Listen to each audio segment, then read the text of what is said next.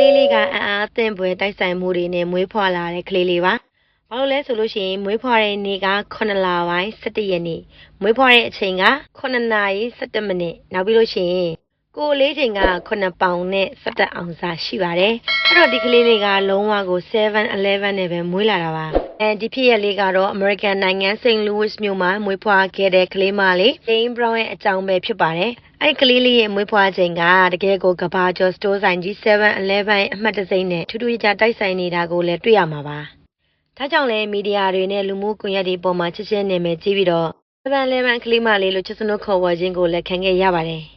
ဒီလိုရှားပါတဲ့တိုက်ဆိုင်မှုမျိုးကို7-11ကုမ္ပဏီကြီးကသိရှိသွားတဲ့အခါမှာတော့ဒီကလေးမလေးကိုဂုဏ်ပြုဖို့ဆုံးဖြတ်ခဲ့ပါတယ်။ကုမ္ပဏီကဒီကလေးလေးရဲ့မိသားစုကိုတန်ဖိုးကြီးလက်ဆောင်တစ်ခုပေးပါတယ်။အဲ့ဒါတွေကတော့ကလေးလေးရဲ့နောင်ရေးပညာရေးအတွက်ကိုရည်ရွယ်ပြီးတော့ပညာရေးရန်ပုံငွေဒေါ်လာ9000ကျော်ပေးခဲ့ပါတယ်။နောက်ပြီးလို့ရှိရင်လက်ဆောင်ပစ္စည်းတွေအများကြီးကိုလည်း7-11ကပေးခဲ့တယ်လို့လည်းသတင်းတွေမှာဖော်ပြထားတယ်။အဲ့တော့ဒီထူးခြားတဲ့တိုက်ဆိုင်မှုကဒီကလေးလေးရဲ့ကောင်းမွန်တဲ့အနာဂတ်တစ်ခုကိုဖန်တီးပေးလိုက်တာပဲဖြစ်ပါတယ်။